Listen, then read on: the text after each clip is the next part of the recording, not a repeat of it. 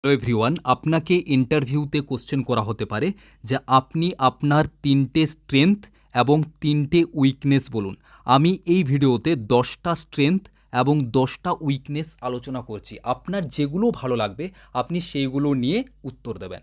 তো আমি প্রথমে স্ট্রেংথগুলোকে নিয়ে আলোচনা করছি। স্ট্রেংথ মানে হচ্ছে তোমার শক্তি। যেমন চাপের মধ্যে শান্ত থাকার ক্ষমতা। আপনি বলবেন, স্যার আমি কঠিন পরিস্থিতিতে আবেগপ্রবণ না হয়ে ঠান্ডা মাথায় সিদ্ধান্ত নিতে পারি। তাহলে আপনার ১ নাম্বার হয়ে গেল, মানে একটি হয়ে গেল স্ট্রেংথ। দ্বিতীয় স্ট্রেংথ হচ্ছে, যে দায়িত্ব আমাকে দেওয়া হয় তা শেষ না করা পর্যন্ত আমি ছাড়ি না। এটা হলো আপনার ২ নাম্বার স্ট্রেংথ। ৩ নাম্বার আপনি বলতে পারেন, আমি শারীরিকভাবে ফিট থাকার চেষ্টা করি এবং মানসিক চাপ সামলাতে পারি। দেখুন, ৩টে তো অলরেডি হয়ে গেল, কিন্তু হতে পারে যে আপনার এই ৩টে পছন্দ হচ্ছে না। এর জন্য আমি ১০টা স্ট্রেংথ এবং ১০টা উইকনেস আলোচনা করছি। নেক্সট দেখুন, দ্রুত শেখার আগ্রহ। আপনি বলতে পারেন, স্যার আমি নতুন নিয়ম বা কাজ দ্রুত শিখে নেওয়ার মানসিকতা আমার মধ্যে আছে। তারপরে বলতে পারেন, স্যার আমি সাধারণ মানুষের সাথে ভদ্র ও সহানুভূতিশীল আচরণ করি। মানুষের সাথে ভদ্র ও সহানুভূতি আচরণ করাও কিন্তু একটা স্ট্রেংথ, মানে একটা ক্ষমতা। দ্রুত সিদ্ধান্ত নেওয়ার ক্ষমতা। স্যার উত্তর দেবেন, স্যার জরুরি পরিস্থিতিতে আমি সময় নষ্ট না করে দ্রুত ও যুক্তিসঙ্গত সিদ্ধান্ত নিতে পারি। তাহলে কেউ প্রথমে ৩টা বলতে পারেন, কেউ এই ৩টা বলতে পারেন, কেউ মিক্সচার করে বলতে পারেন। তাহলে আমাদের অলরেডি ৬টা স্ট্রেংথ হয়ে গেল, এখনও আমাদের ৪টা স্ট্রেংথ বাকি। এরপর হচ্ছে আত্মনিয়ন্ত্রণ। কেমনভাবে বলবেন, স্যার আমি রাগ, ভয় বা আবেগকে নিয়ন্ত্রণে রেখে দায়িত্ব পালন করতে পারি। এটাও কিন্তু একটা স্ট্রেংথ।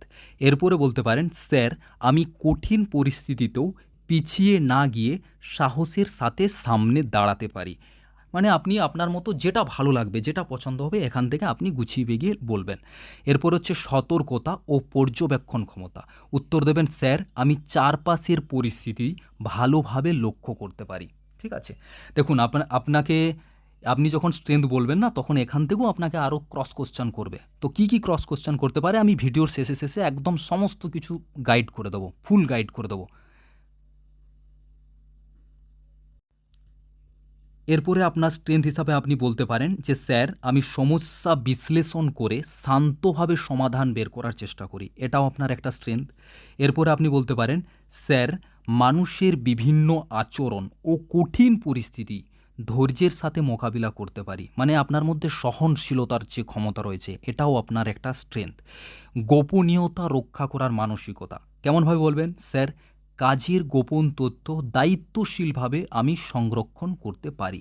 এখনও পর্যন্ত আমাদের স্ট্রেংথ হচ্ছে, এখনও দুর্বলতা আসেনি। স্ট্রেংথ কমপ্লিট করে আমি দুর্বলতাতে যাব। এটা আমাদের শেষ ১০ নাম্বার। কি বলবেন, শেখার আগ্রহ ও আত্ম উন্নয়ন। এটাও খুব একটা সুন্দর স্ট্রেংথ। বলতে পারেন যে, স্যার নিজেকে প্রতিদিন একটু ভালো করার চেষ্টা করি, শারীরিক, মানসিক ও নৈতিকভাবে। ঘুরিয়ে বলতে পারেন যে, স্যার আমি প্রতিদিন নিজেকে শারীরিক ও মানসিকভাবে একটু একটু করে ভালো করার বা উন্নত করার চেষ্টা করি। আপনাদের যে স্ট্রেংথটা ভালো লাগবে সেই একটাও বলতে পারেন। আর যদি একটা বলে তো একটা বলবেন, যদি বলে ৩টে স্ট্রেংথ বলো তো ৩টে, ৪টা বললে ৪টা বলবেন। এরপর আমরা দুর্বলতা নিয়ে আলোচনা করব। কোশ্চেন হতে পারে, তোমার একটা উইকনেস বলো বা ৩টে উইকনেস বা ৪টা উইকনেস বলো। আমি 10টা উইকনেস রেখেছি, যেটা আপনাদের ভালো লাগবে সেই উইকনেসটা আপনি ইন্টারভিউ রুমে বলতে পারেন। উইকনেস বলার আগে আপনাদেরকে কিছু কথা বলে রাখি।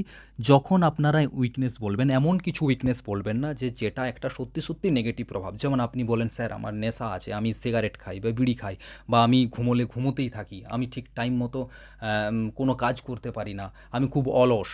এই টাইপের কোনো কিছু বলবেন না। যেটা বলবেন সেটা যেন সংশোধন করা যায় বা যেটা ন্যাচারাল মানুষের মধ্যে হতে পারে, থাকতে পারে, সেই টাইপের কিছু উইকনেস বলবেন। তো দেখুন কি কি বলতে পারেন। বলতে পারেন, স্যার আমি কাজকে খুব গুরুত্ব দিই। কেমনভাবে বলবেন যে, স্যার আমি দায়িত্বকে এত গুরুত্ব দিই যে মাঝে মাঝে নিজের উপর বেশি চাপ পড়ে, তবে এখন সেটাকে নিয়ন্ত্রণ করতে শিখছি। এটাই হয়ে গেল আপনার একটা দুর্বলতা। কেমনভাবে বলবেন, স্যার আমি দায়িত্বকে এত গুরুত্ব দিই যে মাঝে মাঝে নিজের উপর একটু বেশি চাপ পড়ে, তবে এখন সেটাকে নিয়ন্ত্রণ করতে শিখছি। উইকনেস বলার পর নিজেকে নিয়ন্ত্রণ করার কথাটাও বলতে হবে। বলতে পারো, আমি নিজেকে সবসময় উন্নত করতে চাই, তাই কখনো কখনো হতাশ হই, তবে সেটাকে শক্তিতে পরিণত করার চেষ্টা করছি বা পরিণত করি।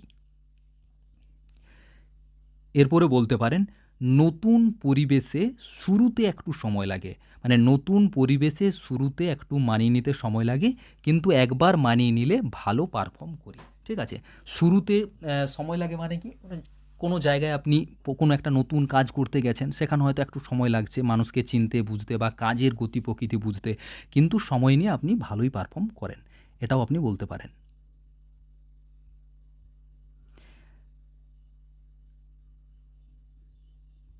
পারফরমেন্স চাওয়া, স্যার আমি কাজ নিখুঁত করতে চাই, তাই কখনো বেশি সময় লাগে। মানে কি, যে স্যার আমি কোনো কাজ এত নিখুঁত করতে চাই যে আমি করতে চাই এরকম, আর আমার মেন্টালিটি যে আমার যেন কাজটা নিখুঁত হয়।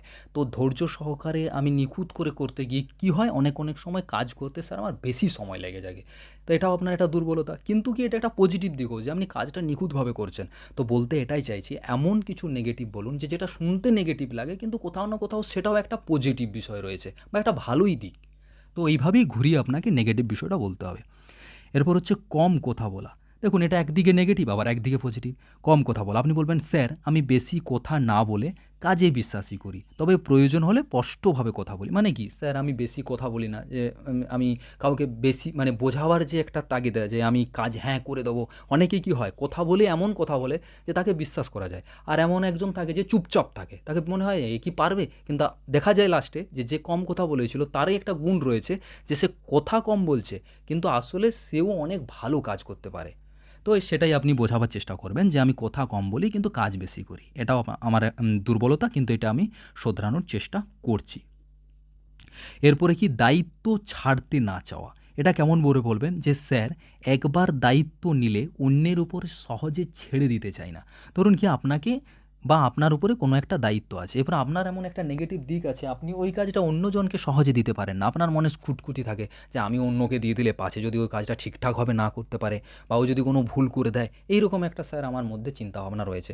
দেখুন, এটা একদিকে নেগেটিভ কিন্তু আবার একদিকে পজিটিভ, যে কারণ আপনি মনে করেন যে আমি এই কাজটাই পারফেক্ট করব, অন্য কেউ যদি ভুল করে দেয় তো কাজটা খারাপ হয়ে যেতে পারে। তো নেগেটিভ পজিটিভ দুটোই একটা মিশিয়ে আপনাকে এটা নেগেটিভ দিকটা বলতে হবে। এরপরে দেখুন আবেগ নিয়ন্ত্রণ। স্যার কিছু পরিস্থিতিতে আমার মধ্যে আবেগ কাজ করে, তবে এখন নিজেকে নিয়ন্ত্রণ করতে শিখছি। দেখুন, আবেগ আবেগ এক্সাইটেডমেন্ট এটাও কিন্তু এক প্রকার দুর্বলতা, কিন্তু এটাও আবার কোনো না কোনো দিক থেকে পজিটিভ দিক হতেই পারে। আপনার মধ্যে আবেগ থাকতে পারে না, মানুষের মধ্যে আবেগ থাকা একদম স্বাভাবিক বিষয়। তো এটা আপনি নেগেটিভ দুর্বলতার মধ্যে বলতে পারেন।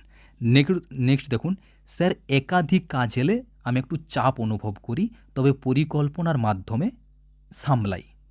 স্যার দিন প্রতিদিন এই বিষয়টাকে আমি শুধরানোর চেষ্টা করছি। আপনি যদি এটা বলেন যে স্যার আমার মধ্যে যখন অনেক একাধিক কাজ চলে আসে তো আমি একটু চাপ অনুভব করি, এটা আপনি বলতেই পারেন, কোনো ব্যাপার নেই। আপনি যদি ভাবেন এই টাইপের কথা বলে যদি ইন্টারভিউতে কম নাম্বার দেবে, দেখুন এগুলো যতগুলো আপনার নেগেটিভ বলা হয়েছে এগুলো সব হিউম্যান সাইকোলজিক্যালি বিষয়, মানে ন্যাচারাল বিষয়।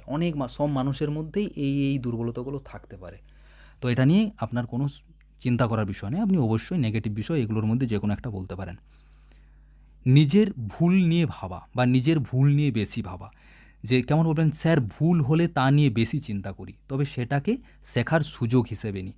যেমন কি, অনেকেই কোনো একটা ছোটোখাটো ভুল করলো সে কিছু মনেই করলো না। আবার কেউ আছে ছোটোখাটো ভুলকে নিয়ে অনেক বেশি ভাবে যে কেন ভুল হলো, কি ভুল করলাম, এবং ভুলটা নিয়ে রিগ্রেট ফিল করে, খারাপ হয় যে আবার ভুল হয়ে গেল। তো এই টাইপের যে একটা বিষয়, এটাও একটা নেগেটিভ দিক, যে নিজের ভুলটাকে নিয়ে অনেক বেশি চিন্তা ভাবনা করি। দেখুন, আপনাদের মধ্যেও যদি এই দুর্বলতাগুলোর মধ্যে কোনো দুর্বলতা রয়েছে তো অবশ্যই কমেন্ট করে জানাবেন তোমার মধ্যে কী দুর্বলতা রয়েছে। তবে হ্যাঁ, যেটাই রয়েছে সেটাই যে ইন্টারভিউতে বলতে হবে এমন না। আমি যেগুলো বললাম বা আপনি এখান থেকে যে আইডিয়া পেলেন তার মধ্য থেকেই 2 থেকে 3টে নিজের দুর্বলতা বলবেন। এরপরে দেখুন, হ্যাঁ এখানে আমাদের শেষ, এই পর্যন্তই ভিডিও ছিল। এই আপনার স্ট্রং পয়েন্ট কী, আপনার দুর্বল পয়েন্ট কী। তো যদি ভিডিওটি ভালো লেগে থাকে তো অবশ্যই চ্যানেলটাকে সাবস্ক্রাইব করে সঙ্গে থাকুন। আপনি সাবস্ক্রাইব করলে আমি অনেক মোটিভেশন পাই নেক্সট ভিডিও বানানোর জন্য। তো দেখা হবে পরের ভিডিওতে, ততক্ষণের জন্য টাটা বাই বাই, জয় হিন্দ, জয় ভারত।